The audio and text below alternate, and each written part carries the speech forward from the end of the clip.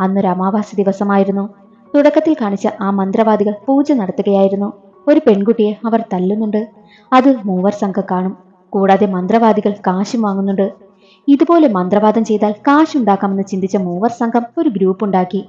അവരുടെ നോട്ടീസ് ആ ഗ്രാമത്തിൽ എല്ലാവർക്കും കൊടുക്കും. ആ ഗ്രാമത്തിൽ ഒരു കച്ചവടക്കാരി പെണ്ണുണ്ട്. അവളുടെ അടുത്താണ് കൂടുതൽ ആണുങ്ങളും എത്തുന്നതും. ആയതിനാൽ അവിടെയുള്ളവർക്കും നോട്ടീസ് കൊടുക്കും. ആ നാട്ടിലൊരു തലവനുണ്ട്. തലവന്റെ മകളെ നായകൻ കാണുകയാണ്. അവളാണ് കഥയിലെ നായിക. നായികയ്ക്ക് നോട്ടീസ് കൊടുക്കും.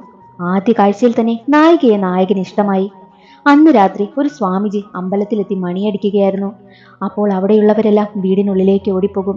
എന്താണ് പ്രശ്നമെന്ന് നായകൻ തിരക്കുമ്പോൾ അവിടെ ഒരു കോട്ടയുണ്ട്, അതിനുള്ളിൽ ഒരു ആത്മാവുണ്ട്. അമാവാസി ദിവസങ്ങളിൽ ആത്മാവ് പുറത്തു വരുമെന്ന് പറയും. അത് കേട്ട നായകനാണെങ്കിലോ ഷോക്കായി പോകും. അങ്ങനെ ദിവസങ്ങൾ കടന്നു പോകവേ എന്തെങ്കിലും ചെയ്ത് നാട്ടുകാരെ വിശ്വസിപ്പിക്കാമെന്ന് കരുതി ഒരാളുടെ വീട്ടിൽ